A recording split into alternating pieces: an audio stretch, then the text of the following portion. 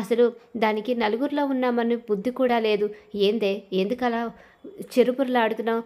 తప్పేముంది? వాళ్ళిద్దరూ మొగుడు పెళ్ళాలు, అందులో తప్పేమి లేదు కదా, నీకెందుకు అంత కోపం? వాళ్ళిద్దరూ కలవడమే కదా కావాలి అని చెప్పేసి మహాదేవయ్య అంటూ ఉంటాడు. నువ్వెప్పుడు ఇంతేలేవయ్యా అని చెప్పేసి ఇక భైరవి అంటూ కోపంగా చూస్తూ ఉంటుంది.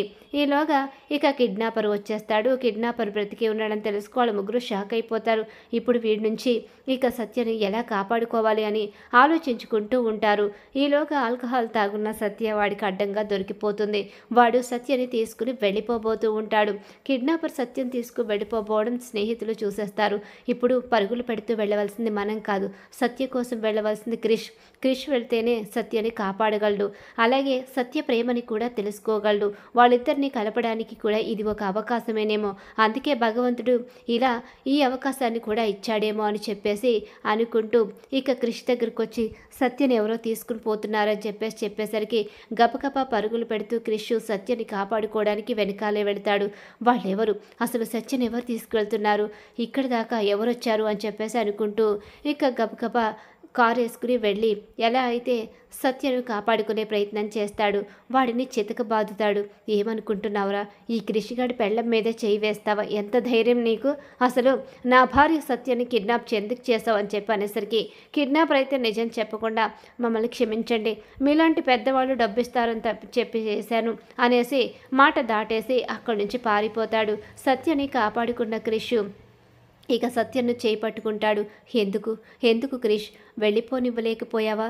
నేను ఏమైతే నీకెందుకు, నా మనసులో నువ్వు లేవని నీకు తెలుసు కదా, అలాంటప్పుడు ఏదో ఒకటి అవుతాను. నీ మనసులో కూడా నేను లేను కదా, నన్ను కాపాడడానికి ఎందుకు వచ్చావు? ఇంకా బాధ్యత ఉంది కదా, ఎందుకు ఆ బాధ్యత? ఎందుకు పనికొస్తుంది? నీకులో ప్రేమ లేదు, నన్ను వదిలేయాలన్న ఆలోచన తప్ప నా ప్రేమను ఎంతగా నీకు చెప్పాలని చూసినా నువ్వు నా ప్రేమని అర్థం చేసుకోవడం లేదు. అలాంటప్పుడు ఎవరి కోసం, ఎందుకు నేను తిరిగి ఆ ఇంటికి రావాలి, ఎందుకు నేను ఉండాలి అని చెప్పేసి అంటూ ఉంటుంది సత్య. నా కోసం రావాలి, నీ కోసమా? నన్ను వదిలించుకోవాలని చూసే నీ కోసం ఆ ఇంటికి ఎందుకు రావాలి?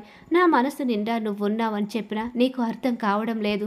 నిజమే, నీ మనసు నిండా నేను ఉన్నాను అని నాకు నీ కళ్ళు చెప్తున్నాయి, కానీ నువ్వు ఒకప్పట్లాగే నటిస్తున్నావేమో అన్న భయం నన్ను వెనక్కి లాగుతుంది. నువ్వు నన్ను ప్రేమిస్తున్నావని నా మనసు పదే పదే చెప్తుంది, కానీ అది నిజమో అబద్ధమో తెలియని అయోమయం పరిస్థితిలో ఉండిపోయాను సత్య. నాకు ఇప్పటికీ కూడా తేల్చుకోలేకపోతున్నాను క్రిష్, నేను నిన్ను ప్రేమిస్తున్నాను, నాది నిజమైన ప్రేమే అని చెప్పేసి ఇక క్రిష్ని హగ్ చేసుకుని తన మనసులో ఉన్న ప్రేమను బయట పెట్టేస్తుంది. క్రిష్ కూడా ఇక సత్య ప్రేమని తెలుసుకుంటాడు. సత్య నిజంగానే తనని ప్రేమిస్తుందన్న నిజమైతే తెలుసుకుంటాడు క్రిష్.